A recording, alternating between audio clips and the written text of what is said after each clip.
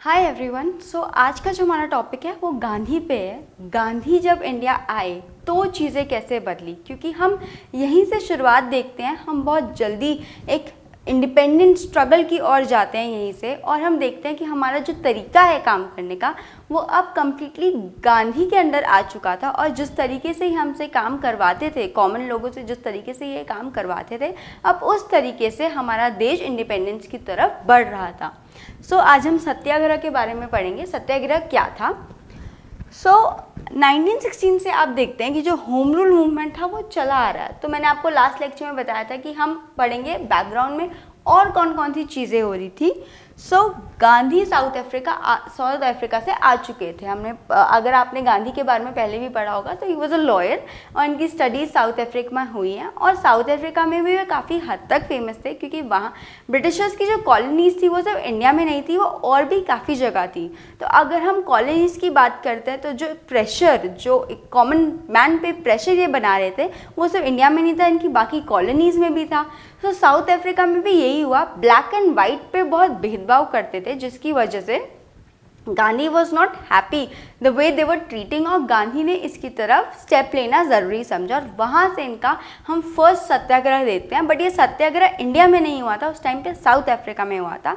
और वहाँ से ये ब्लैक को अपना राइट दिलाते हुए इंडिया आए थे। बट ये इंडिया में कोई पॉलिटिकल सेटअप नहीं करना चाहते थे, ये बस इंडिया आए थे और इंडिया को घूम रहे थे। बट वहीं पे हम इनके 3 सत्याग्रह देखते हैं। The first one is Champaran, जो बिहार में है। सेकेंड वॉज इन अहमदाबाद, जो गुजरात में है। Kheda again in Gujarat. ये 3 सत्याग्रह हम पढ़ेंगे, ये सत्याग्रह कैसे हुए।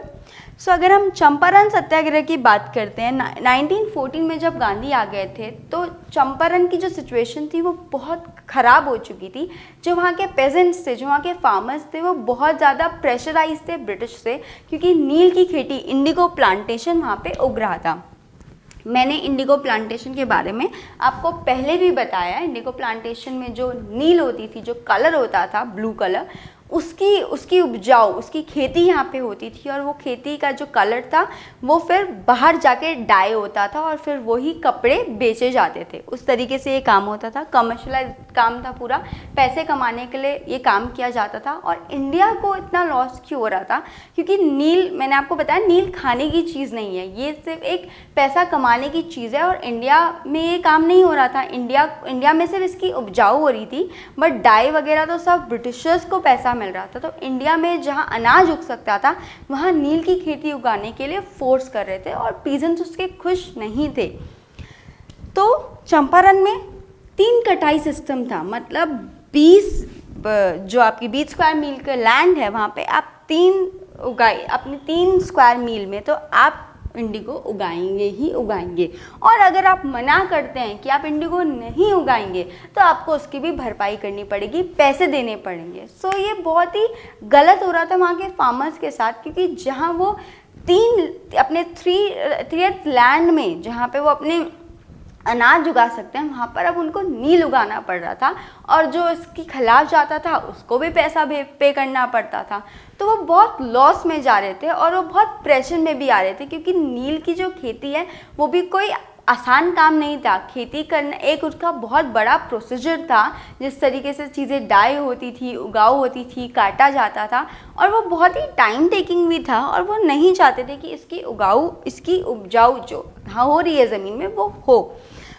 उसके बाद क्या हुआ? Rajkumar Shukla, he was again a common man in Champaran.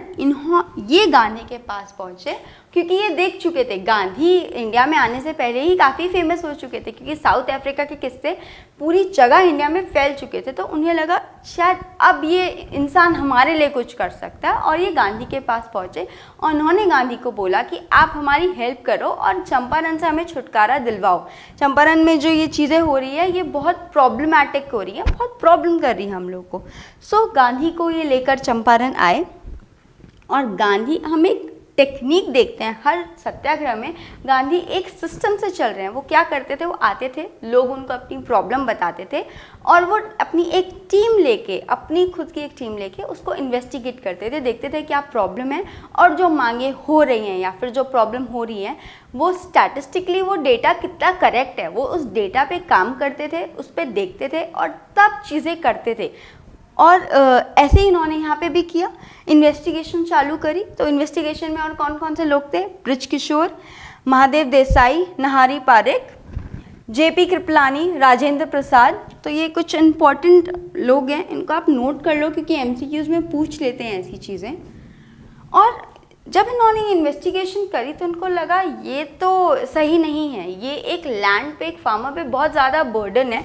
और उन्होंने डिमांड करी कि अपना ये जो आपका सिस्टम है, 3 कटाई सिस्टम, इस सिस्टम को अबॉलिश करो। उन्होंने सत्याग्रह की बात करी, बोला कि यहाँ पे अब हम अलग वे में चलेंगे, हमें एक राइट पाथ चाहिए और हम एक ऐसे काम नहीं करेंगे, हम ऐसे चीज़ें में पार्टिसिपेट नहीं करेंगे। और वही हुआ विद ऑल द इन्वेस्टिगेशन। अपनी पूरी एक मूवमेंट के साथ इन्होंने अपने फार्मर्स को जोड़ा और यहाँ पे अब एक लीड मिल गई थी, एक लीडर मिल गया था।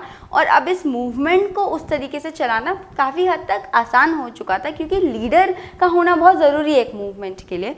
और यहाँ पे हम देखते हैं 3 कटाई सिस्टम अबॉलिश हो चुका था और कुछ टाइम में जो प्लांटर्स वहाँ पे थे वो भी जा चुके थे। तो ये फर्स्ट विक्ट्री हम देखते हैं सत्याग्रह की।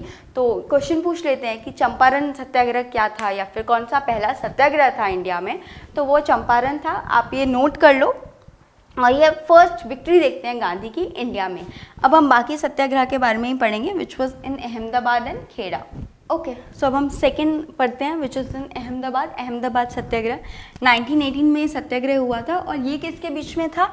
वर्कर्स एंड मिल ओनर्स के बीच में। यहाँ पे जो वर्कर्स थे वो डिमांड कर रहे थे कि जो 35% इंक्रीमेंट हमको आप सैलरी में दे दीजिए, क्योंकि उस टाइम पे फेमाइन आ चुका था और वर्कर्स अपनी सैलरी से इतने खुश नहीं थे, उनको बहुत प्रॉब्लम हो रही थी।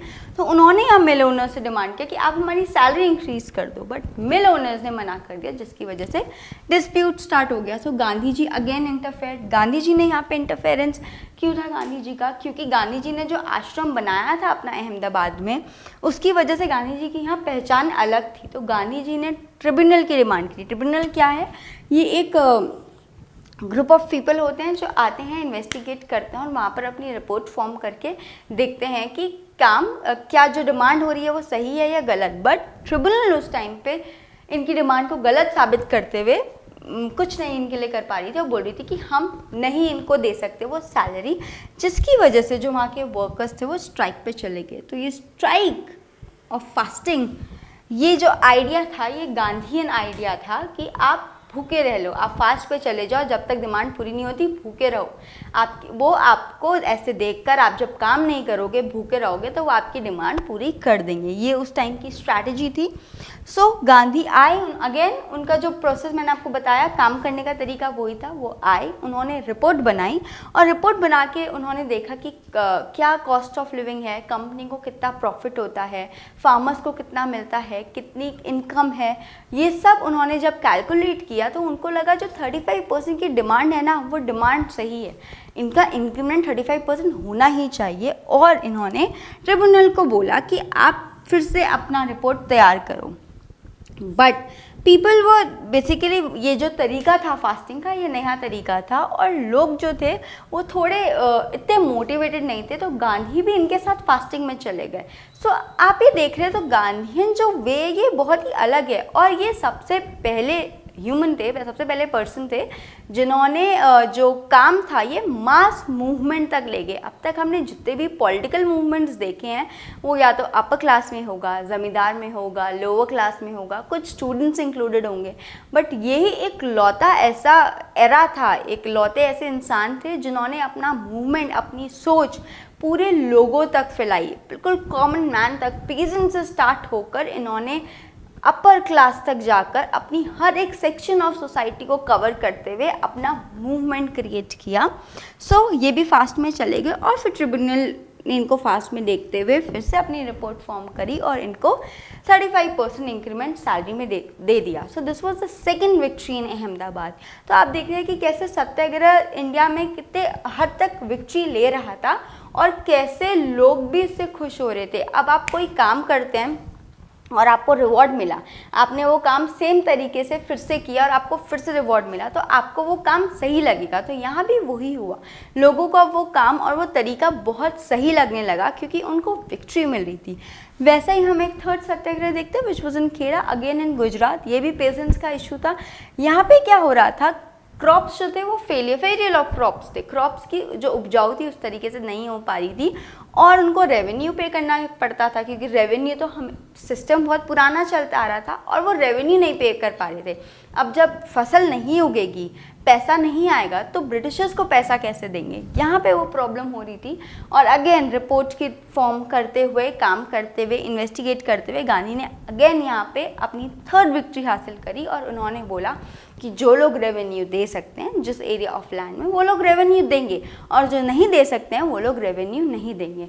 सो अब आपने देखा आज के पूरे लेक्चर में कि जो गांधीयन एरा था ये एक अलग वेव में आता है और एक अलग शुरुआत हम यहाँ पे नेशनल मूवमेंट की तरफ देखते हैं क्योंकि यहाँ पे अब मासेस भी जुड़ गए हैं और मासेस ने एक नया मेथड, नई टेक्निक, सत्याग्रह की टेक्निक स्टार्ट कर ली है। सो मैं आपको नेक्स्ट लेक्चर में बताऊंगी कैसे जलियांवाला मैसेकर हुआ और उसके बाद हम देखते हैं कि कैसे जो होम रूल मूवमेंट था वो भी ख़त्म हुआ और हम नॉन कॉपरेशन मूवमेंट की ओर कैसे आगे बढ़े। Thank you everyone. Thanks for watching the video. If you found this video helpful, press the like button, subscribe to our channel and ring that bell icon so that you can get notified every time we upload a new lesson.